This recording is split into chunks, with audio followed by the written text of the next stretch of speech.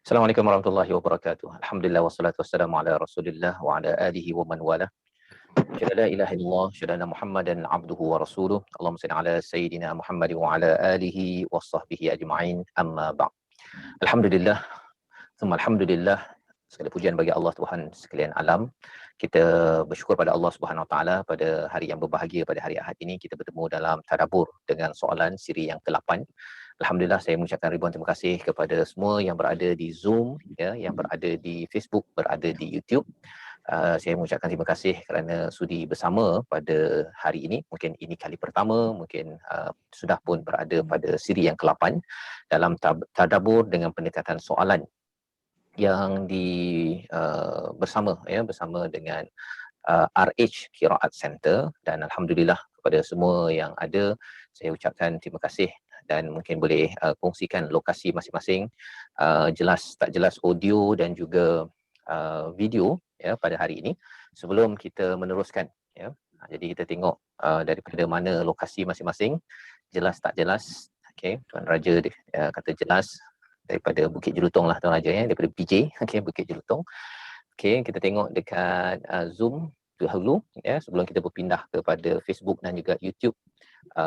Komen daripada Gombak, ya, daripada Sarawak, Miri, Sepang, Norlinah Ahmad, ya, Rawang, alhamdulillah Semenyih. Kita menunggu kawan-kawan kita boleh share. Sungai Besi, Sungai Buloh. Ini kita ambil daripada Penang Putrajaya, ya, Hasdina Putrajaya. SZ iPad Penang. Tu. Okey. Itu daripada Zoom yang sedang menaip itu, teruskan beritahu, dan kawan-kawan pun boleh lihat, ya, lokasi kawan-kawan yang lain. Kita ta'aruf, saling berkenalan ini, mungkin harapnya Allah jadikan kita sebagai orang yang beramal dengan lita'arafu dalam surah Al-Hujurat, ya, Melaka, Singapura, ya, daripada Sarijah Singapura, Shah Alam Nur Syamsiah. Dan di Facebook pula kita tengok dia, okey, Segambut, ya, Laila Ramlah Harun. Kita tengok Azizah Yaakob Batu Pahat, ya, daripada Pahang Nur Fitriah. Okey, alhamdulillah. Ampang jelas daripada Rompin. Okey. Jadi beberapa orang yang dah berkongsi, saya ucapkan terima kasih.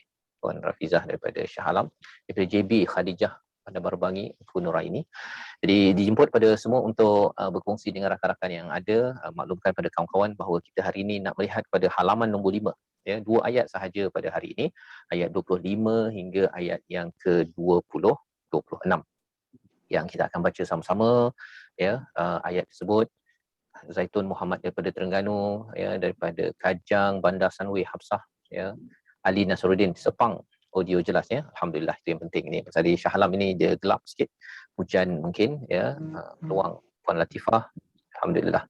Okey. Baik, pada hari ini kita ingin mulakan dengan kita melihat sekejap, ya. Saya kena check kejap teknikal saya. Mungkin saya terlupa nak ni. Sekejap, ya. Okey, sekejap. Saya off dulu saya punya video. Okey. Sekejap. Terlupa. Sementara itu, bagi semua yang sedang mendengar, ya, sekarang ini, boleh kenalkan dahulu diri masing-masing dengan lokasi, dan juga mungkin boleh berkongsi apakah kesimpulan yang kita belajar minggu lepas, ya, minggu lepas. Kita ada 1-2 poin yang kita boleh kongsikan sebelum kita meneruskan. Ya, 1-2 poin yang kita belajar pada minggu lepas. Lepas kita bincang pada ayat ataupun muka surat yang ke-4.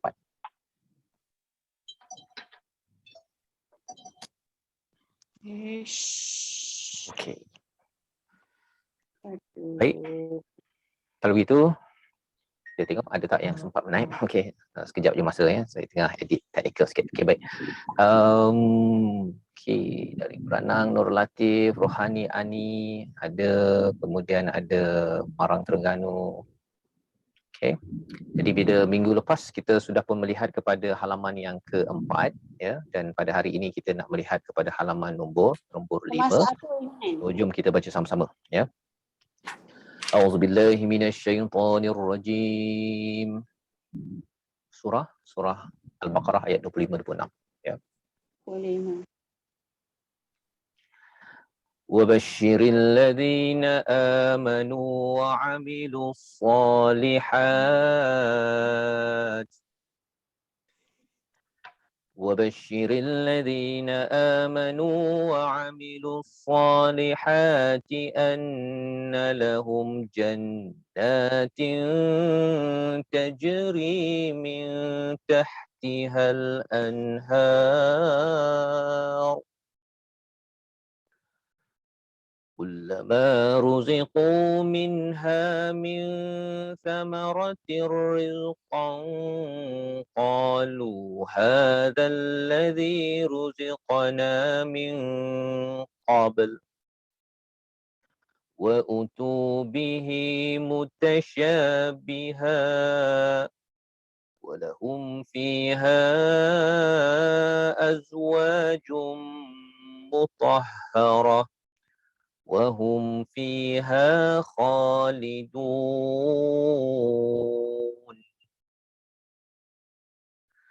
إن الله لا يستحيي أن يضرب مثلا ما بعوضة فما فوقها فأما الذين آمنوا فيعلمون أنه الحق من ربهم وأما الذين كفروا فيقولون ماذا أراد الله بهذا مثلا يضل به كثيرا ويهدي به كثيرا وما يضل به إلا الفاسقين صدق الله العظيم. Surah Al-Baqarah ayat 25 hingga 26, halaman yang kelima. Sebentar tadi yang kita baca, yang saya tertara di atas skrin ini adalah sebagai satu peringatan daripada Allah SWT, sambungan daripada minggu lepas. Ya, minggu lepas mungkin ada yang sempat menaip sebentar tadi. Kita bercerita tentang cabaran daripada Allah kepada orang-orang yang tidak mahu, ya, tidak mahu kembali kepada Allah, tidak mahu kembali kepada risalah Allah Subhanahu Wa Taala. Tidak mahu kembali kepada Allah ini kerana mereka tidak mahu menerima perkataan daripada Allah, sehingga Allah mencabar, ya, iaitu datangkan kepada maksudnya datangkan surah, ya, fa'tu bi suratin mim mithlih wad'u syuhada'akum min dunillahi in kuntum shadiqin. Iaitu panggillah kepada siapa-siapa saja yang pakar ke, yang bijak, pandai bahasa Arab, bahasa apa sekalipun, ya, kajian-kajian ahli akademik dan apa sebagainya, cuba bawa satu surah bi suratin mim mithlih, satu surah yang sama level seperti Al-Quran. Ya. Jadi kalau kita lihat bahawa ini cabaran ini pernah juga kalau kita lihat pada zaman Nabi Musa alaihi salam. Ya, pada zaman Nabi Musa, apabila Nabi Musa melemparkan tongkatnya. Sebelum itu ahli sihir lemparkan dahulu. Ya, lemparkan, kemudian Nabi Musa lemparkan, maka pada waktu itu orang awam dia tak tahu sangat. Dia mereka taklah macam kagum sangat kepada Nabi Musa membawa tongkat tersebut. Tetapi yang bersujud, yang bertaubat, yang cepat-cepat berjuang, ya, sanggup melawan kepada Firaun pada waktu itu adalah ahli akademik. Ahli sihir lah. Waktu itu ahli sihir ni kira orang pandai lah ni. Ya, orang pandai. Ilmu waktu itu yang kira zaman sekarang ni sains teknologi, ya. Tapi zaman itu adalah sihir. Ya. Kalau zaman sekarang ni macam-macam jenis ilmu yang ada. Jadi mereka inilah yang cepat-cepat sujud kerana apa? Kerana mereka adalah orang yang berilmu. Orang berilmu, ya, kalau tuan-tuan pernah belajar bahasa Arab, kemudian belajar balaghah, ma'ani, belajar ilmu-ilmu berkaitan dengan Al-Quran ini, maka bila kita nampak kepada apa yang ada dalam Quran ni, kita memang jam, kan? kita dah memang ya Allah tak boleh dah, tak boleh. Memang confirm, ya. Maka itu yang menyebabkan kita rasa lemah dan nak bersujud kepada Allah Subhanahu Wa Taala. Itu yang berlaku pada ahli sihir, itu juga berlaku kepada orang-orang di Mekah bila dicabar begitu, mereka kata tak boleh. Dan ramai mereka yang memilih untuk kembali kepada Allah, kepada agama Islam. Jadi alhamdulillah pada hari ini saya bersama dengan tuan-tuan yang berada di Zoom, yang berada di Facebook, di YouTube. Saya harapkan semua jelas dengar. Ya, kita dah pun membaca tadi ayat 25, 26 ya daripada surah Al-Baqarah, dan kalau Allah bercakap tentang fatu bisuratin mim mithlih, ya, cabaran itu untuk kita memanglah tak payah kita tak pun mempersoalkan kebenaran, tetapi sebenarnya bila cakap cabaran itu nak memberitahu kepada kita, saya ni tercabar tak dengan Al-Quran. Kan? Tandanya apa? Kalau saya ini betul-betul kagum kepada Al-Quran, saya mesti letak Quran itu paling tinggi dalam hidup saya. Dia bukan sekadar saya baca, tapi saya jadikan ia sebagai sumber rujukan. Saya kena faham, dapatkan hidayahnya, dan dengan hidayah itu saya akan beramal dengannya. Mesti dia punya kebulatan hatinya itu, ya, hati itu bulat itu dengan Al-Quran. Ya, dia bukan pandang sipi-sipi, tengoklah nanti kalau sempat saya belajar. Kalau ada solusi daripada Quran, saya ambil lah. Bukan begitu. Ini adalah kefahaman yang solid. Ya, satu untuk diri. Yang keduanya adalah untuk diperjuangkan. Itu yang kita kena lihat mengapa sampai Quran itu mencabar kepada orang musyrik. Allah ajarkan pada Nabi untuk cabar mereka pasal Quran ini dia bukan sekadar simpan seorang-seorang, tetapi ia untuk diperjuangkan nilainya. Dan kalau kita ini, ya, kita perjuangkan dulu dalam diri kita. Hari ini kelas kita ini, ya, dah masuk siri ke-8 ini, kita nak perjuangkan dalam diri kita. Kalau ia diperjuangkan, kalau Quran itu sudah menjadi sebahagian daripada hidup kita, ianya sudah menyebabkan kita bukan pandang Quran ni biasa-biasa, ya, tetapi ia adalah mukjizat.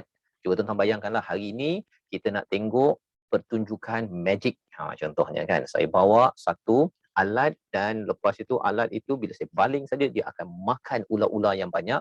Sudah tentu hari ini ramai orang yang akan datang nak tengok magic tersebut, kan.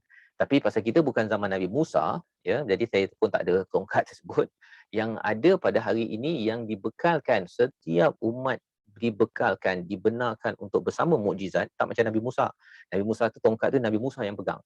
Tetapi bagi kita, kita dapat berinteraksi dengan mukjizat sampai ke akhir zaman. Namanya adalah Al-Quran. Maka kesannya dalam surah ini, ya, kalau kita tengok dalam ayat yang ke-25, wabashshiril ladzina amanu. Okey, kita tengok dulu. Apa maksudnya? Dan berikan kabar gembira, ya, kepada orang yang beriman. Berikan kabar gembira kepada orang yang beriman dan beramal soleh. Sesungguhnya mereka beroleh syurga yang mengalir di bawahnya beberapa sungai. Okey. Apa poin dia? Apa kaitan dengan ayat yang kita bincang minggu lepas?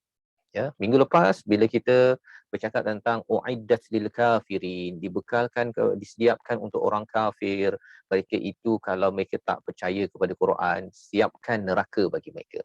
Telah disiapkan. Ya, uiddat lil kafirin. Orang yang diingatkan degil, maka bagi mereka yang tidak berubah, diingatkan ke tak diingatkan, tak nak dia beriman kepada Allah Subhanahu Wa Taala, tak ambil peringatan, sawaun alaihim anzartahum am lam tunzirhum la yu'minun. Ini ayat yang ke-6, 7. Maka neraka. Lawan kepada hukuman itu adalah ayat yang ke-25. Wabashshiril ladzina amanu. Jadi dengan Al-Quran ini, dia memberi amaran kepada orang yang kufur dan memberi kabar gembira. Wabashshiril ladzina amanu, berikan kabar gembira kepada orang-orang yang beriman beramal soleh. Jadi sebenarnya bila kita ini makin mendapat Al-Quran, kesannya apa? Satu, kita dapat berita gembira. Tapi peranan kita, tuan-tuan sekalian, peranan lepas habis program ini, kita kena sebarkan berita gembira. Wabashshir. Bashir ini satu perintah, ya. Wabashshiril mu'minin, ya, wabashshiril ladzina amanu, ya, wabashshiril ladzina amanu. Berikan kabar gembira, ya, alladzina amanu wa amilus solihat, bahawa sebenarnya bagi mereka dapat apa? Jannat, lahum jannat, dapat syurga. Ya, jannat ini asalnya daripada perkataan jannah, Jadi kalau jannah itu maksudnya ialah kebun, ya, syurga lah, satu syurga. Tapi bila jannat, banyak syurga. Okey. Tajri min tahtihal anhar. Ya, tajri min tahtihal anhar. Di bawahnya mengalir sungai-sungai di bawahnya. Ya, perkataan yang digunakan di sini apa? Anhar. Anhar ini sungai-sungai, bukannya satu sungai. Sungai ni nahar. An-nahar itu satu sungai.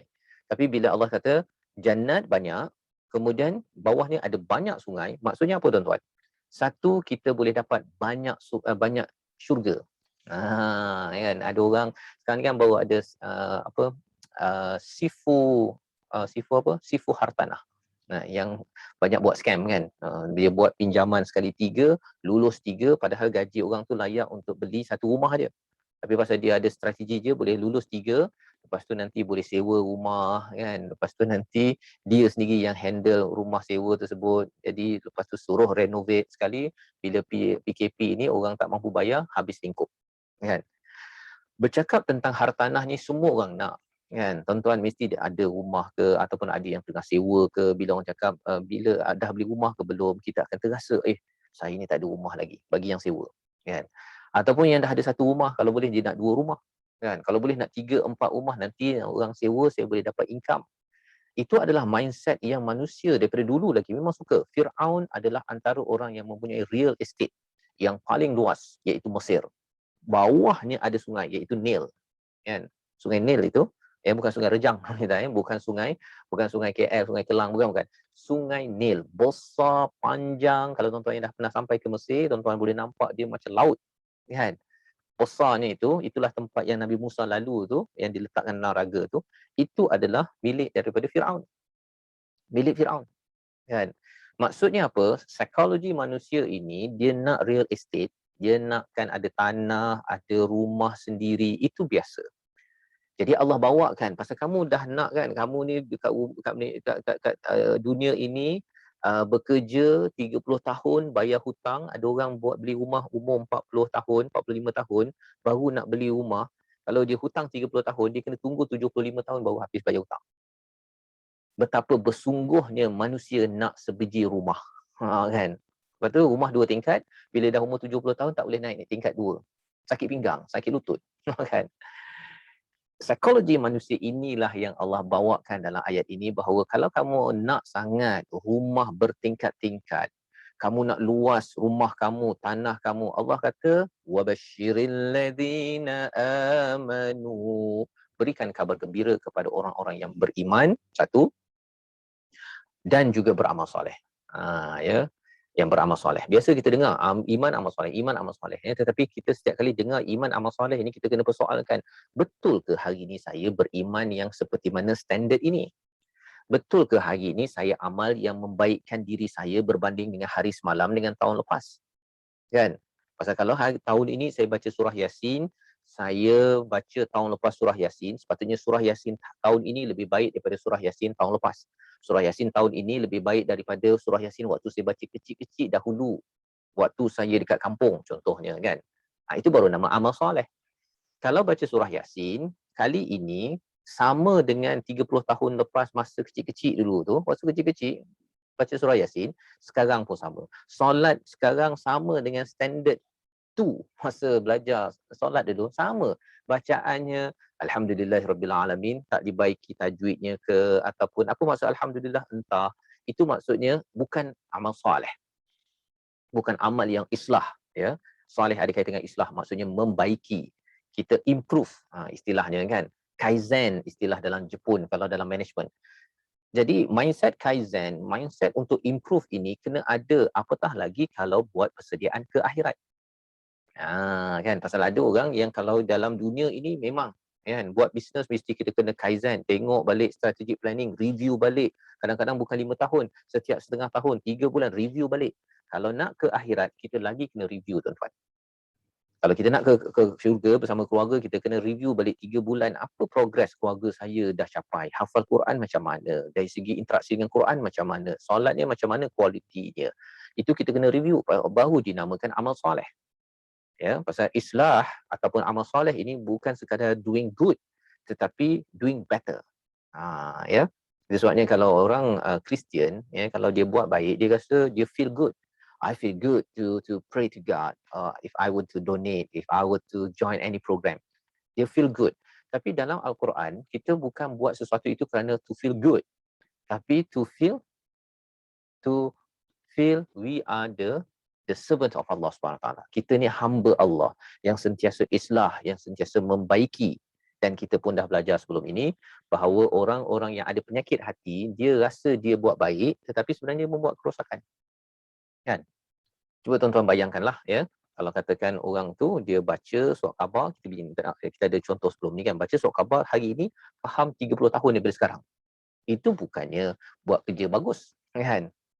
Jadi yang kita belajar pada hari ini adalah usaha untuk kita tak naklah di hadapan Allah nanti. Kamu dulu baca surah Al-Baqarah sampai berkali-kali, khatam 30 kali. Kan?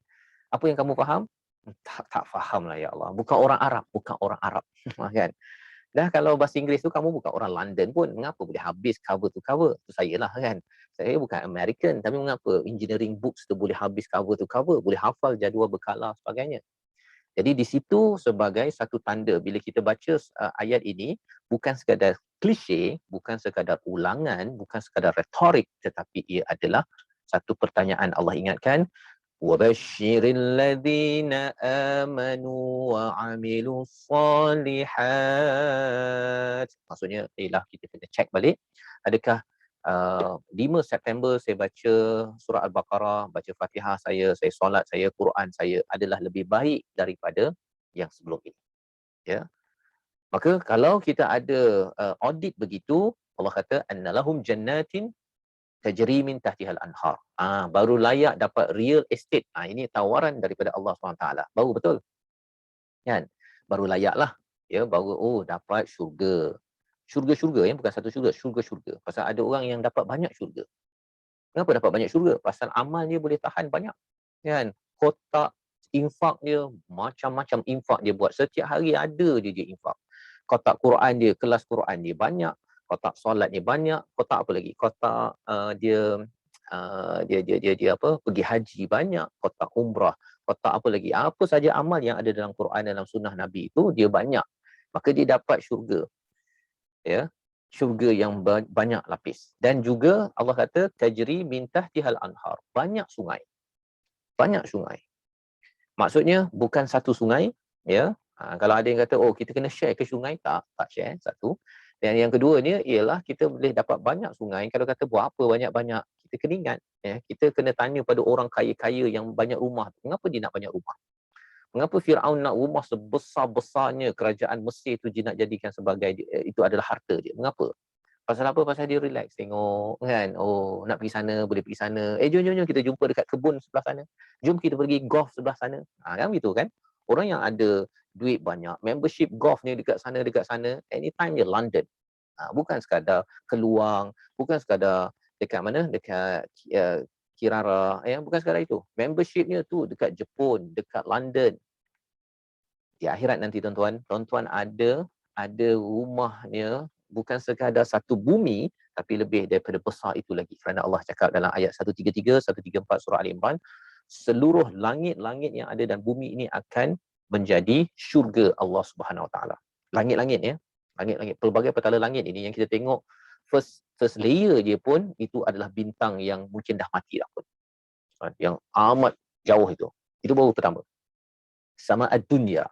Tetapi ada 7 lapis. Jadi kita boleh bayangkanlah bumi yang kecil ini pun kita kata, wah, dia ada golfing dekat Kuwait lah, kan? Dekat Jepun lah, kat London lah, kita dah rasa kagum sangat. Rupa-rupanya bagi tuan-tuan yang beriman, beramal islah, beramal soleh ini, Allah bagi real estate yang lebih besar. Ya. Dan sungai, ya, satu syurga-syurga, tapi sungai. Sungai ini adalah lambang apa tuan-tuan? Lambang kekayaan. Lambang kaya, ya. Pasal apa? Pasal kalau orang rumah kaya, dia rumah besar, dia ada swimming pool. Kan? Dia ada swimming pool. Di sini Allah kata swimming pool. Besar lagi, iaitu sungai. Bawah, ya, bukan tepi sungai, tapi bawahnya.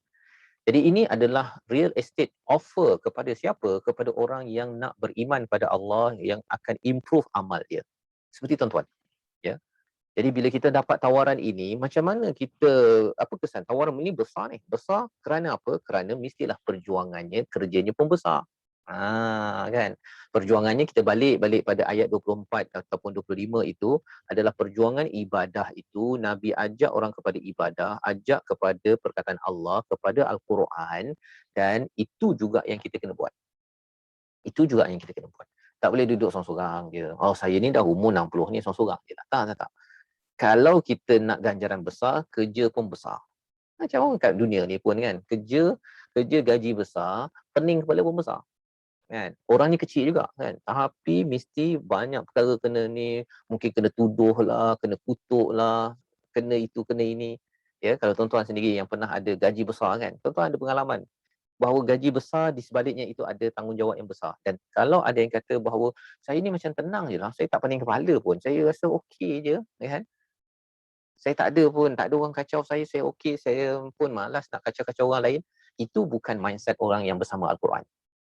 Orang yang bersama Al-Quran, dia kalau dapat tu, paling kurang dia rasa tak tenang kalau ahli keluarganya tak dapat. Ahli keluarga tak dapat, dia tak tenang. Lepas tu, dia tengok tempat kerja dia tengok kejiranan dia, tengok negeri dia, tengok negara dia. Kalau ada benda, kita tak boleh ni, kita kena buat sesuatu ni, Tuan Raja, contohlah kan. Kita kena buat ni, kan. Datin Hana, kita kena buat sesuatu ni. Dia ada sesuatu itu, ya, dan itulah perjuangan sahabat. Itulah yang diwakili oleh para sahabat, sehingga mereka itu 23 tahun ada misi Al-Quran. Misi Al-Quran. Ya. Jadi itu adalah ganjaran yang besar. Bila kita faham mengapa ganjaran besar sangat ni, kan, rumah bertingkat-tingkat kan, mengapa ada banyak sungai ni, ya, kerana kerjanya pun besar. Baik, apa yang ada dalam syurga tersebut, ya, kita tengok, ya. Kullama ruziqu minha min thamaratir rizqa, ya, iaitu apa? Tiap-tiap kali mereka diberikan satu pemberian daripada sejenis buah-buahan syurga itu, mereka berkata, apa mereka kata? Qalu hadzal ladzi ruziqna min qabl. Ya, iaitu perkataannya ialah, inilah yang telah diberikan kepada kami dahulu. Itu yang kita baca tadi. Allah bawakan gambaran itu lebih spesifik lagi pada ayat ini. Pasal apa? Pasal, mari kita proses dulu. Kita dapat suatu buah, ya, rezeki di dalam syurga. Kemudian kita kata, hadzal ladzi ruziqna min qabl. Inilah rezeki yang kita pernah dapat dulu. Dapat musangking contohnya, dapat mangga, dapat laici dekat syurga nanti, kita tengok-tengok, rasanya, benda ni, rupa dia macam pernah kita dapat dahulu. Wa utubihi mutasyabiha. Ini penting ni. Iaitu apa maksudnya? Iaitu yang sama rupanya dan disediakan untuk mereka dalam syurga, tetapi berlainan hakikatnya. Ya. Wa utubihi mutasyabiha ruziqna min qabl, seperti pernah dapat dahulu, satu, tapi dia mutasyabiha, seperti sama tetapi tidak serupa. Mengapa tak serupa? Sudah tentulah tuan-tuan kan, satu tak payah beli. Itu jelaslah tak payah beli. Satu lagi apa? Satu lagi ialah dia ni sedap dia. Tak ada yang tak sedap, tak ada masam, tak ada pahit, tak ada yang berulat, tak ada. Ya, pasal ini adalah rezeki di syurga, semuanya perfect. Kemudian ni apa lagi? Tak ada sakit-sakit kalau kita makan. Kan kita tak boleh, kalau yang kecil manis mana boleh makan durian banyak-banyak. Kan? Tapi tak apalah, saya tak makan durian pun, tapi saya tetap juga saya gunakan duit, tak boleh beli durian musangking banyak-banyak tu, saya derma untuk perjuangan Al-Quran. Nanti dapat balik seperti yang kita idam-idamkan, boleh makan banyak, tak sakit, tak demam, ya, tak masuk tandas, apa lagi tak payah buang sampah, duri ke, terkena duri, tercalar ke, tak ada. Ini adalah pengalaman yang Allah gambarkan di dalam ayat ini. Untuk apa? Untuk kita faham bahawa bila cakap tentang buah, tuan-tuan, kalau kita makan buah ni kerana lapar ke kerana nak bersuka-sukaan? Cuba jawab dekat di ruang komen tu. Kita tengok sekejap. Tuan-tuan yang sudah pun berada di Facebook ada sekitar 286. Kita makan buah ni untuk kenyang ke ataupun untuk suka-suka? Pengalaman tuan-tuan lah, kan? Makan buah untuk suka-suka, kan? Tahulah memang ada vitamin, kan? Ada vitamin apa sebagainya. Tapi kadang-kadang vitamin tu makan sikit pun dah dapat vitamin, kan? Tetapi makan buah ni dia bukan sekadar dia untuk kesihatan apa sebagainya kan. Tapi dia kalau makan buah contohnya bagi buah mempelam yang masak, mana kita suka kan. Buah adalah lambang makanan yang kita makan kerana bersenang-senang ataupun suka-suka, ya, bersukaan, ya. Jadi bila Allah gambarkan di sini, maksudnya apa? Dekat sana bukan isu lapar, bukan isu lapar. Dekat sini kita makan nasi tu pasal kita lapar, kan. Kalau tak makan nasi nanti kita rasa bergegar ke, tak boleh nak beribadah ke, tak cukup tenaga ke, ya. Kita perlukan karbohidrat. Dekat sana makan adalah untuk suka-suka dan boleh makan melampau. Kan, dekat sini tak boleh makan melampau. Kat sini kalau kita makan melampau, kita akan jadi orang yang mungkin tak sihat ke apa sebagainya. Jadi bila Allah gambarkan ayat sebentar tadi, ya, ayat yang sebentar tadi, ini adalah satu pengalaman di syurga. Mengapa orang ni makan suka-suka? Rupa-rupanya pasal di dunia dia ini tidak banyak bersuka-sukaan. Boleh bersuka-sukaan tetapi dia bukan spend masa dia hanya untuk makan. Masanya digunakan untuk apa? Belajar Quran.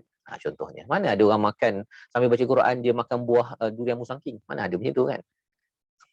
Tak tahulah kalau tuan-tuan dengar sekarang ni tengah makan kan dekat depan komputer, itu tak boleh nak cakap apa kan. Tapi sebenarnya ialah kalau kita sedang memperjuangkan Al-Quran, ya, mungkin sekarang ni tengah belajar, tapi kalau kita cakap dengan orang ke apa ke, kalau kita utamakan makan berbanding dengan nilai Quran, mungkin tak jadi lah, kan.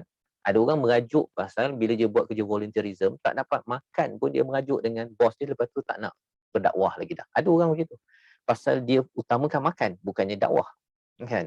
Bukan kerana kerja yang nak dibuat. Jadi kita kena ingat, kalau kita tak cukup makan ataupun kita ni ada makanan tapi kita kata ya Allah, aku tak naklah sekadar untuk aku saja, aku nak derma pada orang lain. Pasal apa? Pasal aku nak makan lama di ke akhirat nanti. Ya, itu mindset yang dibawakan di dalam ayat ini. Dan seterusnya, satu lagi, walahum fiha azwajum mutahharah. Ini satu lagi. Tadi makan kan? Satu lagi ialah pada mereka pasangan-pasangan mereka yang mutahharah. Ya, apa maksud mutahharah? Yang disucikan. Ya. Dalam syurga itu pasangan-pasangan diterjemahkan sebagai isteri-isteri, ya, tapi sebenarnya pasangan ini kalau isteri suamilah, kalau suami isteri, ya. Pasal azwaj itu untuk pasangan, sama ada untuk laki atau untuk perempuan. Pasangan-pasangan yang sentiasa bersih suci. Sentiasa bersih suci, ya. Dan inilah yang kita baca daripada ayat ini. Ini satu lagi nikmat di dalam syurga kepada orang-orang yang bersama Al-Quran, beribadah pada Allah dan memperjuangkan Quran. Apa kaitannya? Kan? Apa kaitannya? Apa ciri pasangan? Pasangan kita, suami ke, isteri ke, ya. Mungkin ada tertanya, tapi kan saya ni tak kahwin lah. Contohnya kan. Macam mana pula dekat syurga ada pasangan? Dekat syurga jumpa pasangan. Pasal dia berjuang dengan Al-Quran. Tapi kalau tak berjuang dengan Quran, jangan cari pasangan bukan dekat syurga. Kan? Itu yang kita doakan pada semua yang belum dapat pasangan, jangan fokus pada pasangan tapi fokus kepada Quran. Kan? Sambil-sambil itu kalau katakan Allah bekalkan, izinkan dapat pasangan, ya Allah, bismillah. Kan? Tetapi kalau kita tidak berjuang dengan Al-Quran, kita tidak pun mempelajari Al-Quran, kita asyik nak cakap bila lah saya nak kahwin, kan? Khawatir nanti kan pasangan kita bukan dekat syurga. Kan, kalau tak berjumpa pasangan. Dan orang yang dah berpasangan dekat dunia ini pun tak semestinya pasangannya dekat syurga. Kecuali dua-duanya itu buat apa yang telah kita belajar, ya, minggu lepas dan pada minggu ini. Baik. Walahum fiha azwajum mutahharah, ya. Mari kita tengok sikit soalannya. Apakah asas, ya, azwajum mutahharah ini? Kalau kita tengok salah satu soalannya yang dikongsikan, kita tengok okey. Ni okey. Yang ini. Mengapakah Allah menyebutkan sifat bersih suci yang bermaksud keseluruhan sempurna dan tidak terikat dengannya? Mutahharah, ya. Ya, tidak disebutkan bersih suci aib seorang pula untuk menerangkan keseluruhan semua jenis kesucian mereka. Ini bersuci dan bersih dari segi akhlak mereka, bersih dan cantik gambarannya, cantik lidahnya, bersih dan suci penglihatannya. Tidak lagi yang si wanita tidak lagi ada kotoran, ya, yang si lelaki tidak ada lagi kotoran. Ya. Maksudnya kalau katakan bagi seorang wanita pada satu bulan itu mungkin ada waktu suci, ada waktu tak suci. Ini kita ambil fizikal dahulu. Ya, yang pertama. Yang keduanya ialah apa? Mulut. Mulut suami ke mulut isteri, ya, yang mungkin pernah menyakiti hati kita ke, yang pernah kita rasa tersakiti ke. Saya ni ingatkan dulu dia ni mulut okey, tapi mulut dia kalau dia marah macam tu kan. Kalau ia berlaku di atas dunia ini, tetapi kita masih lagi berpegang pada Al-Quran, masih lagi berjuang dengan Al-Quran, kita tidak give up dengan kehidupan bila ada cabaran berpasangan, ya. Bila pasangan kata tak payahlah belajar-belajar Quran, tapi kita tetap juga buat kebaikan, balas dengan cara yang baik, ya, akhlak yang baik, maka itu dinamakan apa? Mutaharah. Kan? Mutaharah. Pasangan kita itu cantiknya, yang lelakinya handsomenya itu tidak ada lagi dah kekurangan, dan lebih daripada itu akhlaknya amat cantik dan tidak ada lagi perkataan-perkataan yang menyakitkan hati. Tuan-tuan ada pengalaman tak disakiti, tersakiti dekat dunia ni? Pernah? Bagi yang dah berumah tangga kan? Mesti ada kan? Pasal apa? Pasal ini adalah sifat syurga. Azwajul mutahharah itu hanya di syurga. Tidak ada orang berkahwin di dunia ini dia dengan isteri dia, saya tak pernah sakit hati dengan isteri saya. Ataupun si isteri kata saya tak pernah disakiti hati oleh suami saya. Mana ada? Mana ada? Nabi pun pernah sakit hati atau terkesanlah, ya. Bila Aisyah buat, Khadijah mungkin kurang sikit cerita kita dapat. Tapi kalau Saidina Aisyah tu macam-macam, kan? Tetapi itu adalah realiti di dunia. Allah nak beritahu kalau kamu nakkan yang happy ever after, itu bukan di sini, bukan di dunia. Ia berada di akhirat, di syurga nanti. Azwajum mutahharah. Tu bayangkanlah tuan-tuan, yang kita dapat makan sedap, yang cakap tadi kan, makan sedap, tapi kalau kena letih dengan isteri ke, ataupun suami kata ketika makan ni sedap ni. Dia kata awak makan tu saya kerja, saya yang cari untuk awak. Contohlah dia cakap, kan sentap gitu. Tetapi bila sampai di akhirat nanti, kita harap kita tak adalah cakap gitu kan. Tapi kalau katakanlah berlaku perkara-perkara tersebut, maka fizikalnya suci, ya, akhlaknya pun suci. Itu antara satu senario kehidupan yang amat indah di akhirat nanti. Kerana di dunia, walaupun ada cabaran pasangan, ada cabaran dalam rezeki kita, ya, cabaran dalam keluarga kita, kalau azwaj mutahharah ini lambang kepada ada cabaran suami isteri, ya, tetapi kerana kita masih lagi berpegang kepada Al-Quran, masih lagi ingin beribadah, saya jaga juga. Bukan senang tuan-tuan, ya, kalau katakan kita sakit hati dengan pasangan, kemudian kita nak solat, kadang-kadang terganggu. Bila kita terganggu dengan pasangan, bila kita nak baca Quran, kadang-kadang kita fikir lebih dan akhirnya baca Quran pun jadi tak berapa concentrate. Tetapi kita kata, ya Allah, aku akan terus bersama Al-Quran. Ya Allah, Quran paling tinggi yang dengan manusia, suami, isteri ini yang bagus, Alhamdulillah, tapi saya kena kembali pada Quran. Kadang-kadang bila kita shock, kan, kita dah shock dengan suami, isteri bahagia, kita kadang-kadang spend masa dengan Quran kurang. Bila kita tengah susah, ya, ada orang spend masa dengan Quran lebih, tapi ada juga yang kata tak payahlah dengan Quran. Kan? Spend masa dengan Quran pun masih lagi ada masalah. Padahal sebenarnya Quran tu above, kan? Al-Quran tu adalah above daripada segala masalah yang ada, kerana Al-Quran adalah preview kepada syurga. Quran adalah preview. Pasal apa preview? Kerana Al-Quran ni diturunkan oleh Allah. Perkataan daripada Allah yang diturunkan kepada kita, kan. Bila kita sampai ke akhirat, ke syurga nanti, apakah yang akan kita dapat? Salah satu nikmatnya, salamun qaulam min rabbir rahim. Perkataan daripada Allah, sejahtera. Pasal apa? Dulu kamu ada masa kamu tidak sejahtera. Ya, jadi sejahtera itulah yang diwakili oleh ayat sebentar tadi, azwajum mutahharah, dan akhir sekali apa? Akhir sekali ialah perkataannya wahum fiha khalidun. Subhanallah, ya. Mereka itu kekal di dalamnya. Kekal di dalamnya. Soalannya apa? Mengapa Allah letak kekal di sini? Apakah lawan kepada kekal? Tak kekal, kan? Kalau tuan-tuan dapat duit banyak, boleh pergi hotel. Hotel mana ada orang duduk sampai kekal sepanjang usia duduk kat hotel? Ada. Cantik macam mana hotel tu, kena balik juga, check out. Gitu kan? Lepas tu sekarang ni, hotel tak boleh pergi. Duduk rumah, kan? Tuan-tuan rasa nak duduk rumah forever tak? Kan? Siapa yang nak duduk rumah forever? Kan dulu kata saya ni sibuk, saya nak duduk kat rumah. Tapi sekarang ni diberi duduk rumah sampai 2 tahun. Sanggup tuan-tuan? Tak boleh rentas negeri, duduk je rumah forever. Stress out kan? Stress out. Tetapi di akhirat nanti tak stress out. Tak stress out. Malah kita tunggu untuk duduk forever. Tadi kita nak duduk hotel forever tak mampu. Takkan nak bayar hotel sepanjang hayat kan? Nak duduk rumah kan? Ingatkan nak berehat tapi berehat lama sangat pun tak mampu juga. Ya. Jadi yang mampunya, yang kita tunggu-tunggunya ialah di akhirat nanti wahum fiha khalidun. Ini bukannya leasehold, ini freehold. Kan? Kalau real estate kan, kalau kat Shah Alam ini dia banyak je rumah-rumah 99 tahun, 100 tahun. Kan? Leasehold. Yang ini freehold, wahum fiha khalidun, kekal di dalamnya. Kekal apa? Kita tengok balik pada nikmat yang sebentar tadi, iaitu salah satunya apa?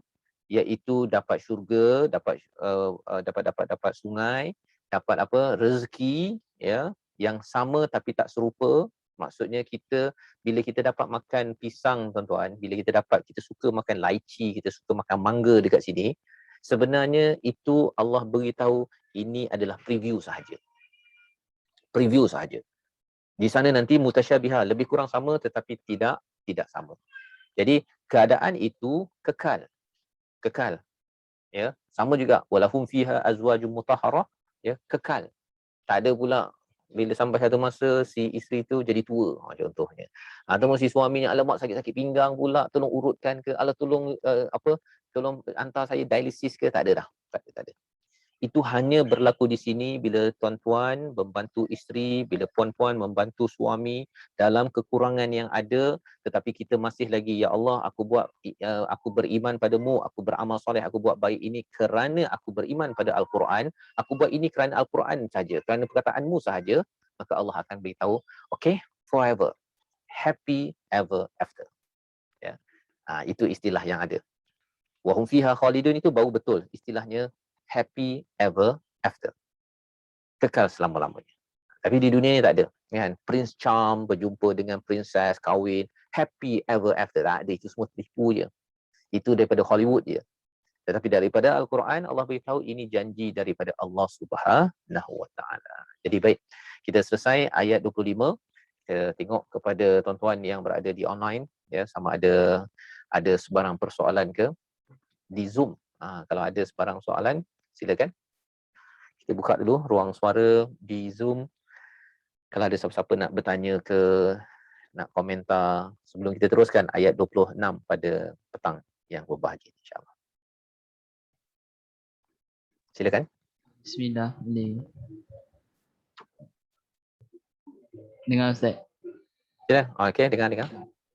Okay, saya tertarik lah kan bila Ustaz cerita pasal syurga tu kan, apa nikmat dia kan. Tapi kadang tu kita terfikir juga kan, macam mana kita nak bayangkan nikmat syurga tu, dia macam seolah-olah macam kita nampak. Sebab kadang kita nak motivasi, dia perlukan macam satu benda yang macam kau orang panggil motivation kan. So macam ni kita nak bagi sampai macam seolah-olah kita dah dapat lah nikmat tu, tapi kita tak dapat pun. Cuma kita gambarkan je lah nikmat tu supaya kita terus istiqamah lah dan beramal. Baik. Terima kasih. Amat bagus soalan daripada Faris sebentar tadi, ya. Pada zaman sahabat itu ialah mereka ni sampai nampak syurga kan, seperti nampak syurga, menyebabkan motivasi mereka dalam beramal dalam kehidupan itu amat kuat sekali, ya. Dan menarik, clue-nya antara Q dan clue, ya, antara dia punya hint yang penting yang kita boleh lihat daripada ayat yang kita baca tadi ialah perkataan mutasyabih, ya, sesuatu yang hampir sama, ya, sesuatu yang hampir sama, ya. Cuba tuan-tuan bayangkanlah, ya, baru ni saya ada tengok ada orang jual emas, dia promote lah, dia kata kalau tahun 2000 beli emas 2 kilo, ya, tahun 2021 harganya 505,000 lebih kurang itulah, 550,000. Kalau katakan maksudnya dia kata, nak ceritanya ialah sila simpan emas lah, lebih kurang itu kan. Dia sila simpan emas pasal kalau lepas 21 tahun nanti nilainya itu ialah seperti sebuah rumah. Itu promosi untuk orang beli emas. Simpan sampai 2 kilo. Okey. Apakah perasaan orang yang begini, ya, bila dikatakan bahawa beli emas nanti kalau kau simpan 21 tahun 2 kilo, tapi kena beli 2 kilo tu 21 tahun lepas lah, kan. Jangan baru beli sekarang, memang tak dapat, kan. Memang tak dapat rumah dapat 2 kilo emas tu je lah, kan. Jadi dia bercakap tentang bayangan, ya, bayangan. Orang yang berjaya adalah orang yang dapat membayangkan nilai sesuatu pada masa depan. Masa depan. Maka bila Allah suruh kata wabashir, berikan kabar gembira, ya. Kabar gembira itu bukan sekadar kita kata begitu saja, tapi kita kena bayangkan, okey, nanti kamu akan dapat, kalau kamu simpan emas 80,000 sahaja nilai pada tahun 20 daripada tahun 2000, 80,000 saja, ya. Tapi bila 21 tahun selepas itu, emas itu jadi 550,000 harga, sama harga sebuah rumah. Jadi kalau kamu jual emas itu, kamu boleh beli rumah. Kan. Berikan kabar gembira pada pembeli-pembeli emas. Saya tak jual emas, ya. Saya tak jual emas. Saya nak beritahu je bagaimana promosi yang dibawa itu, ya, menyebabkan orang yang faham, orang yang faham, ada ilmu, dia kata, betul jugalah. Memang sekarang ni kita beli 2 kilo 80,000 je, ya. Dan bagi orang yang tengah beli tahun 2000, ya, tahun 2000 ini bukan 2021, tahun 2000, orang ini dia kena percaya bahawa emas ini akan naik harga. Dia kena percaya. Dia kena percaya. Kalau dia tak percaya, apa jadi? Tak nak beli, ada ke 80,000, dia cakap 21 tahun lagi akan jadi 550,000. Mananya tipu je. Ini 80,000 lah. 80,000. Ini orang yang tak percaya. Tapi kalau orang yang percaya dengan ilmunya, kan, dia tengok graf, dulu ada je sedinar emas. Contohnya, kan, orang biasa bagi perumpamaan. Boleh beli kambing, sekarang pun sedinar emas boleh beli kambing. Lebih kurang gitulah dia punya contoh-contohnya. Jadi nak ceritanya apa, tuan-tuan? Nak ceritanya ialah dengan ilmu, ya, dengan ilmu, orang yang dapat tawaran beli emas 2 kilo tadi itu, tahun 2000, dia percaya bahawa dia simpan 21 tahun, dia akan dapat beli rumah 500,000. Dengan ilmu, ya, iman yang berasaskan ilmu. Maka kalau sahabat, mereka sebenarnya bersama dengan Rasulullah, mereka mempelajari ilmu, ya. Macam contohnya lah, kalau katakan, ya, dalam kehidupan kita ada ilmu tentang syurga ini, kesannya apa? Kesannya ialah kita akan mula memikirkan daripada saya hanya fokus kepada kehidupan yang sementara ini saja, baiklah saya pergi kepada kehidupan yang akan datang. Sebabnya mengapa orang melabur? Orang melabur ialah orang yang dia tengok masa depan. Kan, dia tengok masa depan. Dia ada RM10,000 contohnya, RM10,000. Tapi dia tak nak beli, iPad, dia tidak mahu beli komputer, dia tidak mahu tukar sport rim. RM10,000 dia laburkan, tak kisahlah kepada syarikat ke, beli saham ke apa ke, ya. Tapi dia tahu bahawa dia letakkan duit itu, nanti duit itu kalau katakan tunggu setengah masa, satu masa, dan akhirnya dia jadi RM20,000 contohnya. Maka kalau kita dapat feeling itu, syaratnya kena ada feeling itu, tuan-tuan, ya. Kalau tak ada feel itu, macam tadi, orang yang tak ada feel emas 80,000 jadi 500,000, dia tak ada feel itu, kesannya apa? Kesannya dia rasa macam, nak ke? Kan? Nak ke? Dia punya feeling itu, dia bila feeling, barulah dia rasakan bahawa syurga memang berada kat depan. Macam orang nak motivasi lah, kan, kalau kita pergi yang kata emas itu, dia sampai kata, cuba tuan-tuan bayangkan, bayangkan bila tuan-tuan dapat sebuah rumah, hanya bila tuan-tuan guna duit tuan-tuan yang ada sekarang, beli 2 kilo emas sekarang, tahun ini, tahun 2000, ya, kan? Cuba tuan-tuan bayangkan. Jadi bila orang dah dapat bayangkan, orang yang percaya, dia kata, okey, saya buat, tunggulah 21 tahun, dan akhirnya dia beli rumah. Sekarang ini Allah kata bukan beli emas. Bukan beli emas, tuan-tuan, ya. Allah suruh kita apa? Beriman dan beramal soleh. Beriman dan beramal soleh. Inilah yang kena buat sekarang ini. Kalau tuan-tuan baca Quran, spend masa betul-betul, bila rasa malas saja, bayangkan saja.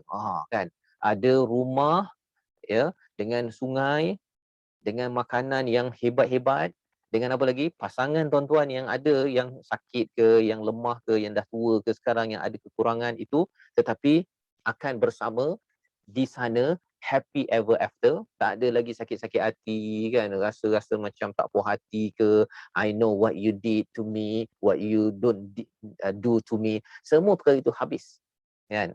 Jadilah raja di sana. Kalau katakan orang yang kata, cukuplah kita susah di sini bang. Kan? Cukuplah kat sini kita susah-susah, tak apalah bang. Kerana Quran kita susah-susah belajar hari ni, concentrate sampai pukul 6.45, tak apalah bang, setiap minggu, tak apalah. Tak apalah kita belajarlah guna Zoom, kan? Tak apalah guna Facebook, tak apalah. Asalkan nanti di sana nanti kita akan bahagia bersama.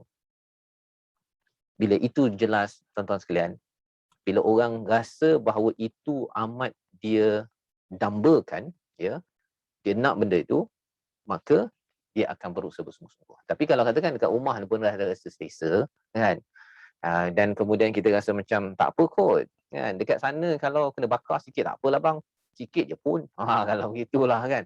Kalau ada yang cakap gitu, mungkin tak ada yang cakap gitu, tapi ada orang yang mengecilkan yang apa tawaran daripada ayat 25 itu, maksudnya itulah orang-orang yang namanya tidak beriman kepada tawaran daripada Allah Subhanahu Wa Taala. Kesan bila dia mengecilkan tawaran daripada Allah, apa jadi? Dia tidak beriman. Dia tidak akan beramal. Kan? Dia tak nak baca Quran, buat apa baca Quran, dapat apa? Dapat apa? Kan? Dia tidak mahu percaya pada Tuhan. Macam tadilah. Alah, nak percaya ke 80,000 emas 2 kilo nanti jadi 550,000? Nak percaya ke? Betul ke? Kan? Betul ke kat sana tu best sangat dekat syurga? Pasal apa? Dia mengecilkan. Bercakap tentang iman ini, ada satu perumpamaan yang mudah kita faham. Ya. Iman kita ini nak tahu dia besar pada, ataupun kecil pasal syurga neraka ini, dia level iman budak kecil ataupun budak besar ketika mendapat kunci. Saya tak ada kunci kat sini. Saya ada kunci dalam beg tu. Dapat kunci. Kunci apa? Kunci kita namakanlah kereta BMW, contohlah kan, ataupun Mercedes kan, ataupun Rolls Royce, ataupun Ferrari, ataupun Canyon, ataupun apa-apalah Ferrari ke apa sebagainya. Okay, dapat kunci. Kunci bagi pada anak kecil. Tuan-tuan rasa buat apa? Ini pada Faris. Dapat kunci. Kunci Ferrari ni bagi anak kecil umur 3-4 tahun. Kereta kat luar, warna merah, bagi kunci, anak 3-4 tahun ataupun 2-3 tahun. Faris, rasanya dia buat apa? Dia tak bawa lah sebab kecil lagi, so dia macam main-main je lah. Main-main dia. Mungkin dia ambil, dia macam dia pegang pen, dia conteng-conteng tu, dia ambil je kunci, dia pergi ke kereta Ferrari kat luar rumah tu, dia conteng-contengnya A, kalau dia pandai A lah, alif, ba, ini pasal dia baru belajar alif bata, dia contengnya dekat kereta Ferrari tersebut. Dan dia rasa happy tak dia conteng tu? Faris, rasanya? Sebab tu benda yang dia suka. Yang dia suka. Mesti dia happynya. Wow, happynya. Lepas tu mak dia marah. Kamu? Contohnya kan. Okay? Tapi dia kata, terkejut pula. Apa pasal pula mak marah saya? Saya happy, mak. Kan? Boleh tulis alif dekat kereta Ferrari guna kunci. Kan? Ditorehnya. Dia pergi gurisnya dekat dinding Ferrari baru sampai rumah. Okey, itu anak kecil. Kalau bagi pada Faris lah, bagi pada Faris ke, bagi pada tuan-tuan yang ada pada hari ini, kunci Ferrari dekat luar rumah. Pasal datang program RH Qiraat Center ni, hadiah bertuahnya ialah kereta Ferrari. Kan, diumumkan, diberikan kunci kepada Faris. Faris buat apa Faris? Terbawa tapi saya tak erti lah. Kita bawa ataupun kita hati-hati, kemudian kita jaga elok-elok round satu Malaysia kalau boleh rentas negeri. Itu adalah kunci bila sampai kepada tangan orang dewasa yang ada ilmu bawa kereta, lagilah dia suka, lagi ada ilmu menjaga kereta, tapi dia tahu kereta ini amat berharga. Gitu kan? Apabila kita bercerita tentang syurga neraka ini, ada orang iman budak kecil. Ada orang iman orang dewasa yang pandai bawa kereta Ferrari sebentar tadi. Kalau iman budak kecil, apa dia cakap? Okay, fine. Kan? Wa hum fiha khalidun. Okay. Kan? Tetapi kalau iman orang besar, dia akan tahu bahawa, oh, saya faham. Sebenarnya, Allah bagi khabar gembira ini pasal mesti saya buat kerja besar. Kan? Saya dapat tahtihal anhar, banyak sungai, ini hartanah yang besar, ini kerana kalau di dunia ini satu rumah 30 tahun, di sana Allah bagi sebesar ini, walaupun umur saya 60-70 tahun, tetapi saya mesti buat kerja besar dalam hidup di dunia ini. Dan kerja besar itu ialah saya belajar Al-Quran yang kita belajar daripada ayat 24, 25, 23, 24 dan saya mesti perjuangkan Al-Quran. Paling kurang ada dalam keluarga saya. Gitu. Kan? Ini orang ada ilmu ni, tadabbur, datang program, baru dia tahu, oh okey. Baru dia nampak syurga itu seperti Ferrari. Bukanlah syurga tu sama level ya, seperti Ferrari macam budak tadi tu. Berbanding dengan anak kecil tadi tu, dia nampak kunci, nampak Ferrari. Tak ada apa makna bagi seorang anak kecil tersebut. Jadi ini ayat yang harapnya, seperti Faris nyatakan tadi, kita kena ada kemahiran untuk merasai segala nikmat yang ada di atas muka bumi ini adalah preview kepada syurga, dan ia hanya diberikan kepada orang yang nikmat di syurga itu hanya diberikan kepada orang yang betul-betul menghargai dengan memahami ilmu kejayaan itu sendiri. Ya. Jadi lebih banyak lagi ilmu yang kita dapat ambil daripada Al-Quran. Quran ni dia akan banyak berulang pasal syurga neraka ini, pasal dia nak pasakkan, ya. Pasakkannya itu sehingga hati kita tu jadi bulat dan nampak syurga di hadapan. Macam Pak Cik tadi tu lah kan, ataupun yang kita cakap tadi tu, dia dah nampak dah rumah akan dibeli 21 tahun daripada sekarang, dia dah nampak, tapi dia tak dapat lagi. Dia dah nampak, dan dengan sebab itu tak apa kalau katakan orang lain dah tukar kereta, dia tak tukar kereta lagi, dia nak maintain simpan emas 2 kg tadi tu. Orang lain dah tukar dah, apalah kau ni masih pakai kereta lama lagi, masih pakai motor, tak apa, saya tetap nak simpan 2 kg ini, kan? 2 kg emas ini. Pasal apa? Pasal suatu hari nanti aku akan dapat rumah berharga 550,000 ini. Contohlah ya. Itu contoh. Baik. Jadi alhamdulillah, terima kasih kepada semua yang sudah pun yang sudah mendengar dan sudah memberi komentar di Facebook, di YouTube, dan kita nak teruskan dengan ayat yang ke-26 ya. A'udzubillahi minasyaitonirrajim. Innallaha la yastahi an yadriba mathalan ma ba'udatan fama fawqaha. Sesungguhnya Allah tidak malu untuk membuat satu perumpamaan ma ba'udah, ya, seperti seekor nyamuk, fama fawqaha, ataupun melangkau daripadanya. Melangkau daripadanya itu maksudnya sama ada yang lebih kecil lagi daripada. Zaman sekarang kita faham yang lebih kecil daripada ba'udah ini ialah apa? COVID-19. Kan? COVID-19. COVID-19 itu virusnya itu, dia kalau dibesarkan pakai mikroskop elektronik itu, kalau sebiji beras tuan-tuan ya, pakai mikroskop elektronik itu, gandaannya itu jadi seperti padang bola. Sebiji beras jadi padang bola. Ya. Jadi kalau bila kita nampak dekat atas mikroskop itu, maksudnya dia amat kecil. Kecilnya itu gandakan seperti yang beras tadi itu, jadilah apa yang ada di atas spesimen di dalam mikroskop tersebut. Nak ceritanya betapa kecilnya virus tersebut. Ya, kita tak nampak. Jadi Allah menyatakan bahawa Allah tidak malu untuk membawa perumpamaan seperti nyamuk. Kan? Nyamuk ada apa? Kan? Kalau kita tengok kat sini ya, mari kita tengok macam mana respon orang. Kita tak pergi lagi ya. Nanti kita bincang pasal nyamuk. Fa ammal ladzina amanu, orang yang beriman, ya, orang beriman dia cakap apa? Fa ya'lamuna annahu al-haqqu min rabbihim, tahu dah bahawa ini adalah kebenaran daripada Allah Subhanahu Wa Taala. Bila Allah buat perumpamaan sahaja dalam Al-Quran, tuan-tuan, sila beri perhatian. Sebelum ni kita ada perumpamaan kan, seperti seorang yang berada di unggun api, kemudian dicabut ataupun diambil apinya. Kita akan rasa, oh ini perumpamaan penting ni. Saya ni dah ada Al-Quran. Jangan sampai Allah cabut Quran daripada saya kerana saya tidak menghargai Al-Quran. Begitu kan? Baik. Jadi dalam ayat ini Allah kata orang kafir bila berjumpa dengan masal, berjumpa dengan perumpamaan, apa yang dia buat? Fayaquluna madza aradallahu bihadza mathala. Allah nak cakap apa ni? Kan? Allah nak cakap apa ni? Sebabnya tuan-tuan, kalau tuan-tuan jumpa misal di dalam Al-Quran, tuan-tuan tak tahu, cepat-cepat cari ilmu itu. Cepat-cepat cari ilmu tersebut. Mengapa?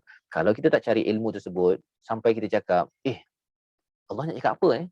Perkataan itu adalah orang-orang kafir yang bercakap. Orang yang tidak dapat menghargai akhirat, tidak menghargai ilmu misal, tidak dapat menghargai Quran, dia akan cakap, apa yang Allah cakap dalam Quran ni? Apa bendanya? Kan? Macam saya ditanya dululah, bila dekat US tu orang tanya pada saya, surah Yasin ni apa yang, what do you read in surah Yasin? In surah An-Nisa, chapter of cow, surah Al-Baqarah, apa yang dibaca? Orang bukan Islam tanya pada saya pun cakap, saya pun tak tahu juga apa Allah cakap. Kan? 2 kali 5 je. Cuma saya ada chop Islam, dia ni bukan Islam, Kristian ke Yahudi apa sebagainya. Jadi saya pun rasa, ya Allah, tak mungkin ya Allah. Pelik sangat, mengapa jadi begini. Tapi tak apalah kan, benda tu dah lepas. Tapi inilah kelas yang kita buat ini tuan-tuan ya. Kalau tak kelas ini tuan-tuan ada pun di tempat lain. Tapi perjuangan setiap orang adalah cuba untuk diri sendiri faham satu round Al-Quran dan taklah tunggu sampai habis. Kita kena perjuangkan isi nilai yang ada dalamnya. Ya. Itulah perjuangan Nabi 23 tahun. Dia bukan sekadar seorang-seorang saja bertauhid. Tauhid itu mesti sampai Mekah Madinah bertauhid dan akhirnya berhala-berhala dihapuskan. Kan? Berhala-berhala dihapuskan. Arak-arak dipecahkan dia punya tempayannya sampai banjir dekat Madinah tersebut. Begitu. Kalau selagi di Malaysia ini belum lagi arak itu dipecahkan sampai banjir Malaysia dengan arak kan. Kalau belum lagi, maksudnya orang-orang di Bukit Jelutong, orang-orang di mana lagi? Di mana-manalah seluruh Malaysia ataupun yang berada di Singapura, Brunei, siapa yang ikut pada hari ini, kita ada tanggungjawab itu. Kita tak boleh cakap, alah tak boleh buat apalah, saya ni kecil. Kan? Kecil kita, kalau kita buat dengan kebenaran Al-Quran, kita akan jadi seperti Tayran Ababil. Kita kalau besar, kan, ada kuasa apa sebagainya, tidak berasaskan Quran, dia jadi seperti Al-Fil. Surah Al-Fil kan, kalau kita belajar. Baik, kembali balik. Jadi, fayaquluna madza aradallahu bihadza masala. Yudillu bihi katsira wa yahdi bihi katsira wa ma yudillu bihi illa al-fasiqin. Subhanallah. Ya. Allah cakap kat sini, Allah menyesatkan ramai dan Allah memberi hidayah ramai. Dan tidaklah orang yang sesat itu kecuali orang yang fasik. Apa maksud orang yang fasik, tuan-tuan? Ini penting sangat. Amat penting ya. Fasik ini kalau kita tengok terjemahannya, kita tengok pada terjemahan, ialah orang yang fasik lah ya, yang derhaka. Siapa orang derhaka? Orang derhaka ini contohlah ya, anak derhaka. Apa maksud anak derhaka? Boleh tak kita tanya dekat Zoom sekejap? Ya, dekat Zoom siapa-siapa boleh respon, ibu-ibu yang ada anak derhaka. Apa maksud anak derhaka? Boleh kita dapatkan respon daripada Zoom? Switch Rizal ya. Assalamualaikum. Waalaikumsalam. Okey, anak derhaka ni dia tak dengar cakap mak bapak lah kan. Macam apa yang mak bapak suruh dia tak nak buat. Mana apa yang mak bapak tu nak dia tak nak buat. Macam tu lah. Baik. Anak derhaka dia tak nak ikut cakap mak ayah. Itu nombor 1. Alhamdulillah. Nombor 2, kalau ada satu lagi respon. Apa ciri anak derhaka? Yang kita doa bukan anak kita yang anak derhaka dan jangan kita jadi anak derhaka kepada ibu ayah kita di atas kan. Silakan, ada tak selain daripada tak ikut cakap mak ayah nanti? Anak yang tak taat, Ustaz. Tak taat apa? Tidak taat kepada ibu bapa dalam segala hal yang wajib dia taatilah. Okey. Tidak taat kepada ibu ayah dia. Okey, apa syarat anak itu dia nak ikut cakap mak dia ataupun ayah dia? Syaratnya dia kena faham ke tak faham apa mak ayah dia cakap? Siapa boleh jawab? Faris lah jawab. Faris ada tu. Kalau dia nak ikut cakap mak ayah dia, dia kena faham tak mak cakap apa? Dia kena faham. Jelaslah. Kena faham kan? Mak cakap sila sembahyang. Kan? Dia mesti tak faham. Mak cakap bangun pukul 5. Kalau katakan mak dia cakap Tagalog contohnya, anak dia cakap bahasa Melayu, jadi mak dia cakap Tagalog, cakap Filipin kan. Jadi dia kata, mak, saya tak faham lah mak. Saya bukan nak derhaka, tapi saya tak faham. Rasanya anak ini derhaka ke tak derhaka? Fasik lah. Tidak. Ya? Tidak, Ustaz. Tidak. Dia tak faham mak ni cakap apa, jadi dia tak bangun pagi. Lepas tu dia tak pergi sekolah. Tapi dia tak faham mak ni cakap apa. Anak ini derhaka ke tak derhaka? Kalau bawah umur tu kira tak derhaka lah kalau dia tak faham. Kalau dah mukallaf tu orang kata melampau lah kalau tak faham kan Ustaz. Aha.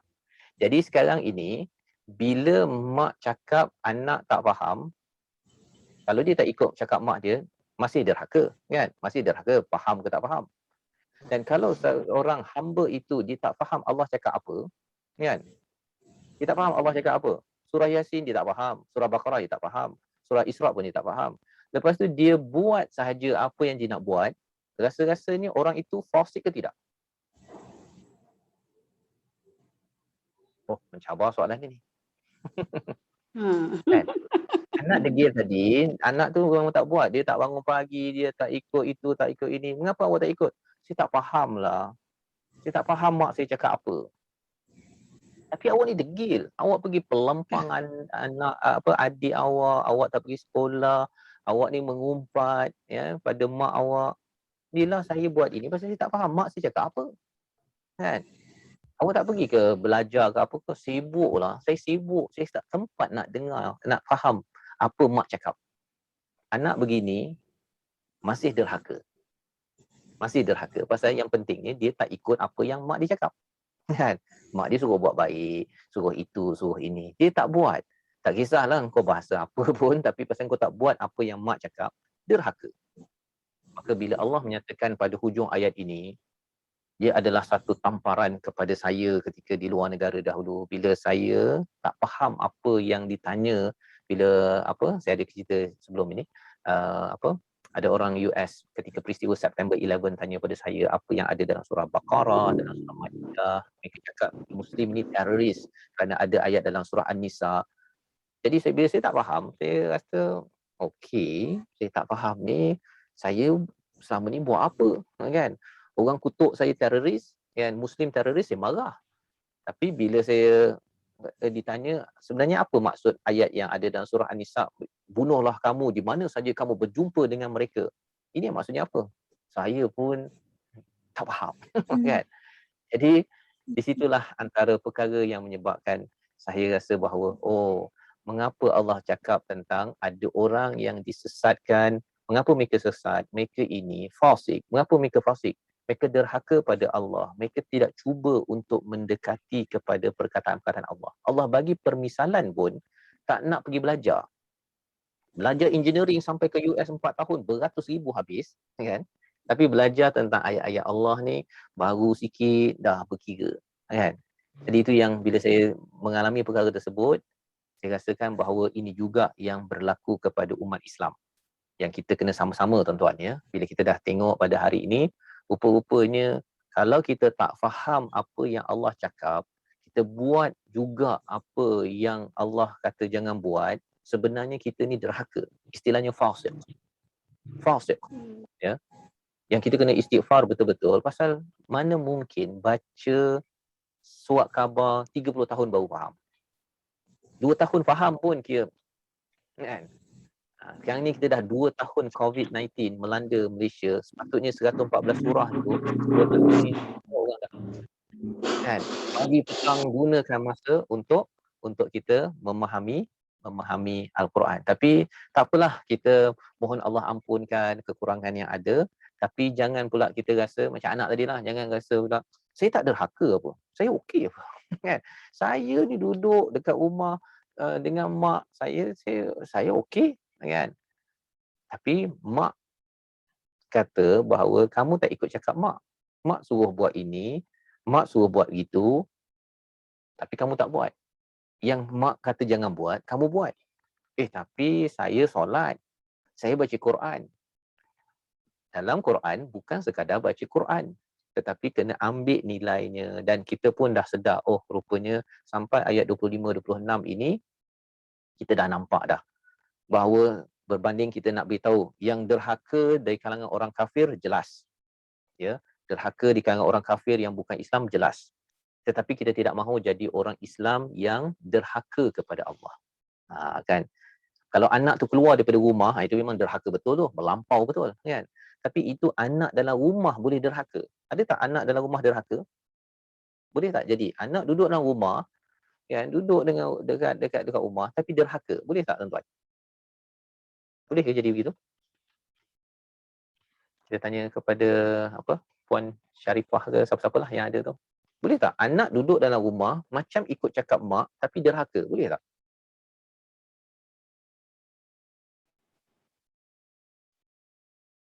Boleh Boleh tak? je Ustaz. Boleh. Macam mana contoh tu? Bagi contoh sikit. Boleh Ustaz. Contoh-contoh sikit baru kita nampak jelas.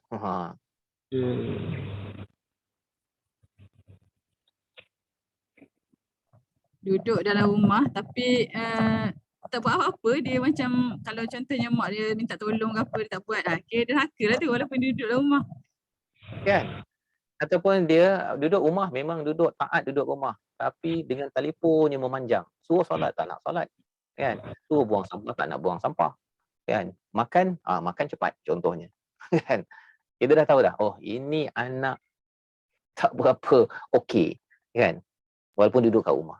Dan betapa ramainya di kalangan orang Islam yang sebenarnya disuruh untuk buat itu, yang dia nampak superficialnya itu baca Quran, solat, tapi isi dalamnya itu yang sepatutnya dibuat pada waktunya itu kadang-kadang dia tidak bertepatan.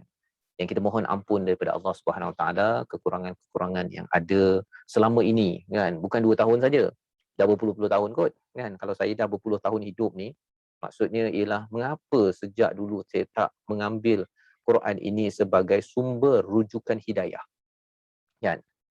Sebagai hidayah. Pasal Allah cakap tadi apa? Wama yudillu, ataupun sebelum itu,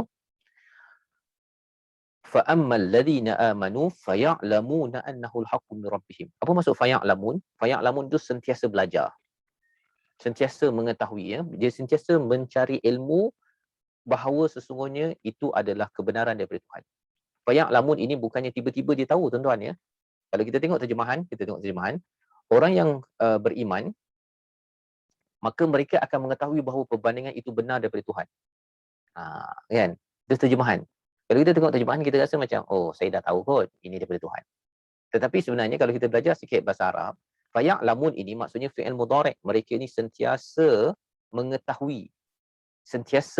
Bila sentiasa mengetahui, maksudnya apa? Mereka sentiasa mencari ilmu. Baru dia tahu.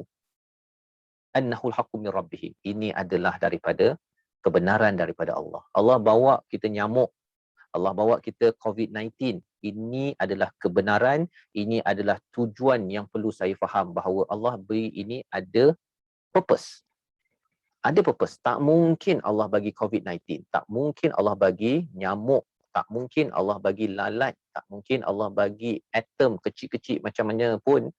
Tak mungkin sia-sia. Wa ma khalaqta hadza batila. Ya. Lawan kepada batil apa? Al-haq. Itulah ayatnya kat sini. Ya. Lawan kepada batil al-haq. Jadi orang yang beriman ini dia akan tahu perkara ini. Dan nak tahu kebenaran, nak jauh daripada kebatilan ini tidak lain tidak bukan mestilah dia kembali kepada Al-Quran. Kalau dia tak baca Quran, dia tak cuba fahamkan Al-Quran, maka orang ini digelar sebagai orang yang fasik, ya. Orang yang dia tak buat apa yang disuruh oleh Allah. First time, perkara pertama yang perlu dia buat ialah dia cuba faham dululah. Ya, macam anak tadi. Takkanlah dia saya solat, kan, ataupun buang sampah, tapi dia tak faham pun apa yang mak dia suruh. Rupanya dia pergi buang sofa mak dia. Kan? Dia pergi buang sofa mak dia. Kata, mengapa kamu buang? Tadi mak kata buang sampah. Bukan buang sampah ni nak, buang sampah dekat dapur. Itu pasal dia tak faham. Ada tak di kalangan orang Islam yang dia buat sesuatu yang sebenarnya Allah tak suruh? Ada? Mungkin di ruang komen ke, di ruang Zoom, ada tak orang Islam yang dia buat tapi Allah tak suruh pun dia buat? Ini kita dah mula deep sikit, tuan-tuan, ya. Tapi kita dah di penghujung, okeylah ni. Kan nak habis ni. Ya. Apa contohnya?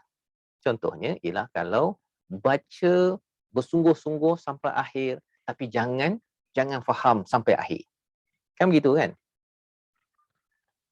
Jadi harapnya hari ini kita akan sentiasalah bila kita baca Quran ini, bila kita faham sikit-sikit ini, moga-moga Allah buka lagi pintu hidayah. Dan penting sangat Allah cakap di sini, wa yahdi bihi katsira. Ya, dengan misalan yang ada ramai dapat hidayah. Hari ini kita dapat hidayah, kan? Dapat hidayah banyak, kan? saya kena check baliklah saya punya relation dengan Al-Quran. Pasal misalan ini datang dalam Al-Quran. Kan? Innallaha la yastahi an yadriba matalan ma ba'udatan fama fawqaha. Ini sambungan daripada ayat berkaitan dengan surah-surah yang Allah datangkan daripada Quran. Itu saja akses kita kepada wahyu. Kita bukan Nabi kan yang dapat wahyu. Kita adalah umat Nabi. Jadi wahyu yang ada, Al-Quran ini kita kena betul-betul berinteraksi, cuba faham, ya, baru kita boleh claim saya ikut cakap Allah. Itu pun kalau dapat cakap, ikut cakap 100%, kan? Bukan mudah tuan-tuan kan, nak dapat 100%, tapi at least cuba faham. Kalau ada orang kata saya dah ikut Tuhan 100%, kan? Kalau ada orang cakap begitu, kita kena tanya, maksudnya awak ni memang 114 surah ni memang awak dah kaji dan awak dah cuba fahami. Kalau dia cakap 100% saya dah buat, at least sekali dalam seumur hidup, okey, boleh percaya. Tapi kalau katakan surah Al-Qari'ah pun dia tak tahu apa isinya, kan? Itu maksudnya orang ini macam pelik lah. Anak ni dia tak faham mak dia cakap apa, tapi dia kata bahawa dia tidak derhaka ataupun dia memang ikut cakap mak dia 100%. Yang kita doakan Allah izinkan kita menjadi hamba yang taat, tidak fasik, dengan kita mempelajari semua kata-kata Allah Subhanahu Taala, ambil hidayahnya. Ambil hidayahnya dan moga-moga kita dimudahkan urusan kita insya-Allah. Jadi di hujung ini saya bukakan kepada sebarang soalan ringkas sebelum kita berakhir 6.45 insya-Allah. Silakan. Hari ini kita soalan atas soalan tuan-tuan ya. Itulah namanya tadabbur dengan soalan. Soalan ini akan pergi deep.